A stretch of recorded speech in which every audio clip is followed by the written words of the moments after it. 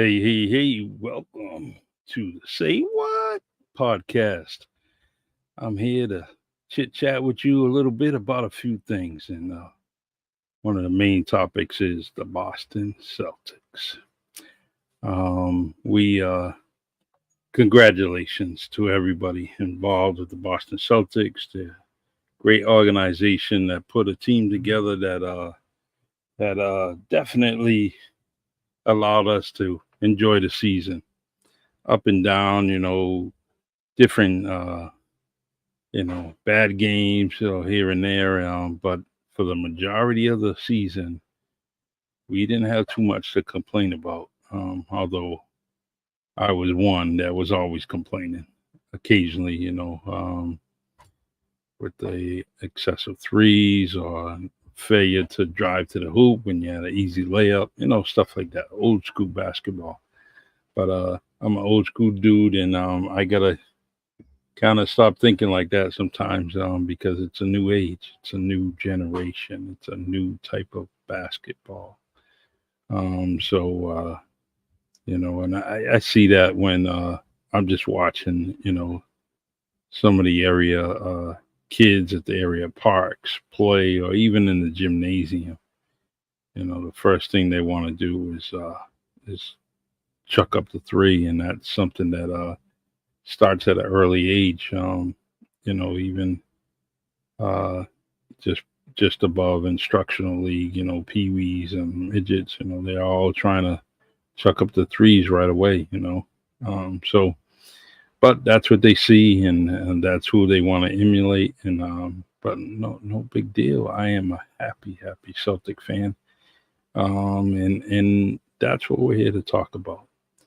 So let me see. Please share this podcast. The more times you share it, the bigger audience we have, and that's important for podcasters like myself and my co-host Phil, who's not here today. He has some real important things to do, and I get it. I get it. It's but I'm here. I'm here to fill in and make things work. But he'll be back. He'll be back and joining us, and so. But I wish him well with. He's got to take care of some things. All right. So I want to, like I said, share. It's real important, and I'm gonna make sure that my post on Facebook is public, so that when you share this, everyone can comment on it from your pages, and that's what we're here for. Get everybody's input. So the first segment we're going to talk about is the Celtics. And got some notes here that I'm going to be reading off. It's real.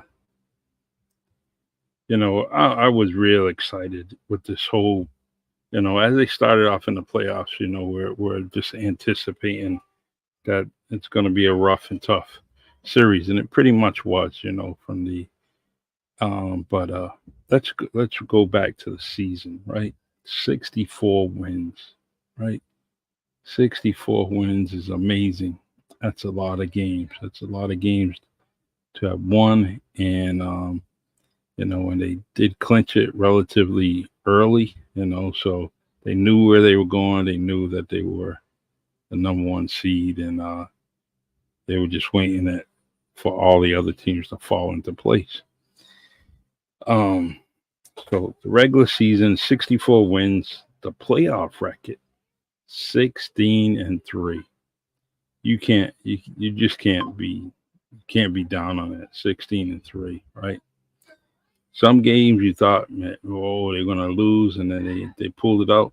They pulled it out, and they became a defensive team. There were some great shots by Jalen. Let's see. First round was won 4-0. Conference semifinals 4-1. Conference finals 4-1, and the NBA finals 4-1. So they were relatively, going to give you a game here or there. And so, but anyways, I got some key points here. Jason Tatum, 31 points, 8 rebounds, 11 assists in Game 5. I think that was his best game. You know, Jalen Brown, 21 points, 8 rebounds, 6 assists in Game 5, which was nice. But Jalen Brown was consistent every single game. Well deserved most valuable player in my eyes. It was well deserved. Um, and so that was cool. The impact on Porzingis return to injury in the NBA Finals. You know, he came back. That was cool. And I'm glad he came back just to get that feel right. You know, a veteran player kind of shooting and wanting that championship, and he's right there, and he's injured. You know, so he wants to get in it. He wants to get the feel of being in the finals. But his very most essential game was game one when he scored 18 points. It was like he wasn't missing. He was ready. He was definitely ready. And I think that if he had stayed away from that, being injured, it most likely could have been a sweep, right? Um, Game four is not going to take that away from Dallas because they put a number on the Celtics, and you can't really they were ready, but that's the only game they were ready. I don't think they were ready at any other point in the series. Um, the Celtics dominated the team defense, throughout the playoffs. I think they were tremendous, every single player. There was nobody slacking, and that's what the other teams had. They had a deficiency in defense, and the Celtics just took them apart. Like it didn't matter 1 through 5; they were just ready to go against anybody that was defending them. So there was comparisons to other great teams in the NBA. I comparisons I like. Like to listen to them. I don't really like to comment on them because I think that each team, in history has their own little history and their own time and their own time to shine. There's no doubt about it that the Celtics were the best team in 2024. They were definitely the best team, and it was clear, it was anticipated that they were going to be one of the best. Um, and it surely manifested itself into they were the best. They were number one seed, and now they're the champions. So great job for the Celtics. Feel free to join us every Monday here at 7:30. Um, and this is real important to me and Phil. It's something for us to do, something to kind of chill out and wind down, talk about sports, talk about the things that we love, and but we also encourage others to come on. If you want to come on, you can go into the comment section and just tell me, invite you, and I'll send you a link through your Facebook Messenger, and you can we can chit chat. All right. So, second point I have is segment is Jalen. Jalen Brown lost his ring, right? The juice ring, his trademark company, is that's his company, and he lost the ring during the duck boat rides, during the parade. I try to get some latest updates. It's pretty much been the same all week. Um, but he revealed that he had lost the ring at the team's championship parade on Friday. The lost ring is a custom ring for his personal brand Juice, and the ring has a logo with the juice in it on the ring. It's all gold and diamonds. It's pretty cut up, and it's real nice. Um, and the juices in the center, and with all the diamonds around it. Brown is offering a big reward for anyone who finds it. The ring isn't the Celtics championship ring, um, and team members will likely get those rings opening night of 2025, 24-25 season. All right. So lost his ring. Very, very expensive ring. And if you know and you know anything about it, spread the word and get it to the Celtic organization so Jalen can get back his ring. The reward he's giving you is probably significant, and so hey, it's a payday. Be a good sport. Be a good person, and give him back what he. It's very sentimental to him. All right, and there's not much you can do with it, right? You can go ahead and sell it black market, but what's going to happen? Everybody in the world is going to know who owns that ring, right? There's no replicas. He's the first one. It's his. It's personally designed for him. So, um, yeah. So, whoever you are from New England, from anywhere else, because there's Celtic fans all over the place, and there was a million of you out there. So, if you happen to know where that ring is, definitely turn it over. All right. And the last and final segment is JJ Redick. He's the new coach of the Los Angeles Lakers. Do you want to call him a coach? I really don't. I don't. I think me personally, myself, I got more experience coaching basketball than he does. But it's luck. It's luck, right? That's all it is. He had someone speak up for him, and they gave him the job. Um, Jenny Bush, I don't know if she's gone local crazy. There's so many different coaches out there.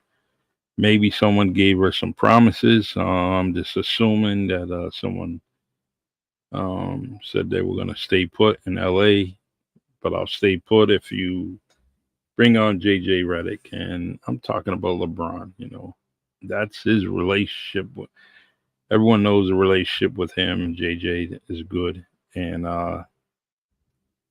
I guess he wants him to be his coach.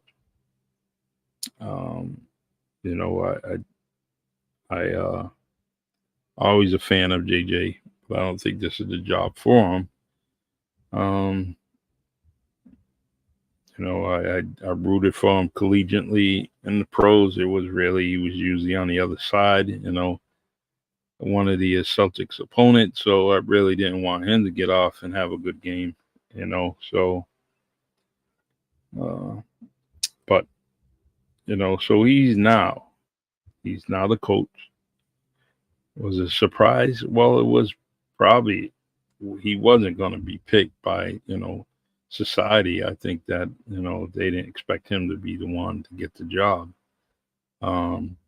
Hurley might have seen something, an older dude, and probably kind of weighed out some things and said, "Look, I'm going to stay at UConn." And somebody like JJ who's looking for an opportunity and gets it, he's going to say, I'm going to try to capitalize it. I'm playing with one of the greatest players in the NBA history, and I'm going to get to coach him. But everyone gets excited when they were coaching him. How many coaches have been under LeBron and got excited? And then as time goes by, they're not too excited about coaching him anymore because they hear the rumors. Hear the rumors that maybe he's after their job, and he has that clout. It's shown over the years when he wanted certain players, they came and they won a roster, So, but Jenny Bush is definitely not her dad. This is maybe a crazy move like her father, But this is a move that she's probably just being loyal to a friend of hers. And she said, "All right, I'm going to do this, but this is on you." And but when we talk about Reddick, he has no qualifications for the coaching role. The Lakers' current coaching situation and other potential candidates is out the door. Because he has a job, but he has the job, but there's just so many things. Um, that there was some great people out there that could coach him. Hey, Michael, how you doing, man? Nice to see you as always. Um, thank you.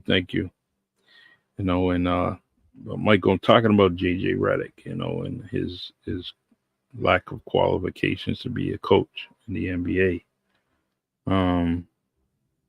I've got a little note: the pros and cons of hiring a former player with no coaching experience. The pros is that he is an NBA player. That's the pro of it. Um, so there's when they're talking shop, he can at least vouch for that he is an NBA player and he played the game and he played the game at a high level. So he has that. And the con is probably everything that we just talked about. No coaching experience um, at any level. I believe some of my friends from Straight to the Point podcast were saying that he coached fourth graders. So, that's the only experience he has. And so, there's a lot of con out there. And I just don't think it was a great move. Former assistant coach, I can't think of his name right now, Golden State. He just got hired for the Cleveland job. So he's going to be the Cavaliers' next coach. They're negotiating right now, and that should be coming out within a couple of days. Probably hacking out some little small print things in the contract, and they're going to go from there. But these coaches need to do what's right by them and make sure that these contracts are guaranteed as much as possible, because it seems like the players are ruling the roost around here. Michael says the Lakers do not look to be a serious organization based on the decision and that who they have making decisions. Correct. I believe I definitely I gotta agree with you, because who's making those decisions? And they're making some decisions that we can go back as far as probably 4 years, from the players that they're taking, where there was an anticipation that they were going to be the king of the West, right? And probably go after their 18th man. But it went sour, and there's not much they can do on that team. Every ounce of their financial situation is locked down. So what are they going to do? They've created some huge contracts, and as an organization, another organization, do I want to take on that contract? Do I want to take on a contract with LeBron that's probably going to play for 2 years? Maybe if I need some credibility, or I need some hype, so maybe I will take that contract. Somebody like maybe I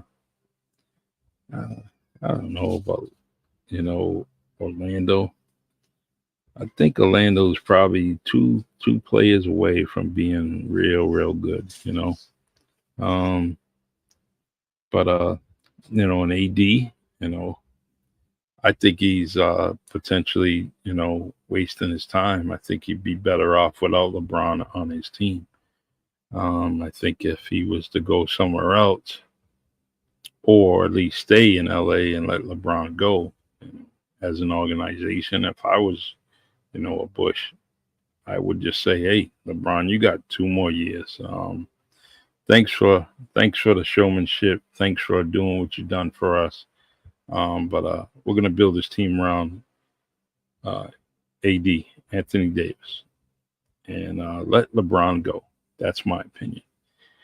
Somebody may disagree, but AD is a little bit younger. They do call him street clothes, and he's always hurt. But I think it would be a little bit better if you build your team around him or trade him, and move on, and let him go where he needs to go. It might be a good fit. AD in Chicago. Chicago would that would be nice. Do a swap with those big contracts for Levine and AD and see if it can work out. But I would love to see AD in Chicago. I think that would be great. All right, everyone. I am just about done almost, but if anyone has any comments, you want to talk about something, I got about 5 minutes. Just let me know, and 5 to 10 minutes, and we can talk about it. What I'm going to do, and right around 8:30, I'm going to have another podcast, and we're going to have the Cape Verdean Recognition Committee out of New Bedford, Massachusetts, and they will be on. We are going to talk about the Cape Verdean Recognition Week and Independence Day, which is July 5th. The parade is July 6th. So we're going to talk about a few things and some of the things that they're involved in this week, just to give recognition to Cape Verdean independence. So they'll be on at 8:30. Don't forget about WNB1 Radio. That's WNB1 Radio. The website is WNB1.com. Spell out the word one. And you could hear music 24 hours, 7 days out of the week. Please add WNB1 to your devices, being Apple or Android. And the radio station is located at 262 Union Street, downtown New Bedford, Massachusetts, in the historic district, right around the corner from where Frederick Douglass lived. And so the station is doing great things. We are going to be in the parade. I can't wait for that. Get to say hello to all the people along the route, and do our thing like we did last year. It was great. A lot of fun. All right, everyone. Feel free, if you want to be a guest on this podcast, to Say What podcast with myself and Phil Young. Please send me an email. You can send me a message in my inbox on Facebook. But my email is reallycharliepodcast@gmail.com. And if you want to be a guest on here, talk about a few things, just let us know. And as soon as the very next Monday, we can have you on. But we also invite guests, during the podcast. So if you go into the comment section, you say, invite me. If I know who you are, I'm going to invite you, I'm going to invite you, and I'm going to send you a link, and then boom, you'll be on the screen just like I am. All right. So feel free anytime you want to talk shop. I don't care what it is. You can even change the subject. You can change the subject and get my opinion, Phil's opinion, and also your opinion. And we'll talk about a few things. We still are going to talk about the getting Pete Rose, Barry Bonds, and Roger Clemens in the Hall of Fame. That's my thinking. They should be in the Hall of Fame. We're going to talk about that. We're going to talk about it when Phil and I are together on the podcast, so we can go in and kind of share our pro and con of the situation and go from there. Hopefully that's next week. But I'll let you know, because of the holidays, there may be many things that both of us are doing. So we might have to hold off until 2 weeks from now. So, all right, everyone. Thank you for joining. Please share this podcast. You can find this podcast on Facebook Live. You can find us on YouTube. We are on LinkedIn today. We definitely trying to broaden our horizons, get more people involved in the audience. So feel free to share, and we also have a group page on Facebook. Just put in "Say What" podcast, and it'll bring you right to it. All right, I will see you guys in about 30 minutes. If you want to hear some news about the Cape Verdean Recognition Committee, please join us at 8:30. We will be back on Facebook Live and YouTube and LinkedIn. So come join me. All right, Michael. I see you, man. Thank you for the support. You're always there for me. I appreciate you and everybody else that's listening and viewing. Comments, I enjoy the comments, the likes, and the shares. Appreciate it. All right, everyone. This is Say What podcast, and we'll see you next Monday, 7:30. What's up, G's Kitchens here? I see you. I see you. Yes, I got to get down there. I got to get some delicious food. That's 812 Brock Avenue, New Bedford, G's Kitchen. Go down there. Some nice Haitian food, American food. They're doing their thing down there, And so go ahead. Stop on by. That's G's Kitchen. Right off Brock Avenue. Right on Brock Avenue, 812 Brock Avenue. Used to be the old trolley stop. And it's 2 blocks up from the New Bedford police station and fire station, right on Brock Avenue. All right, everyone. Take care. God bless. And I will see you at 8:30. Take care.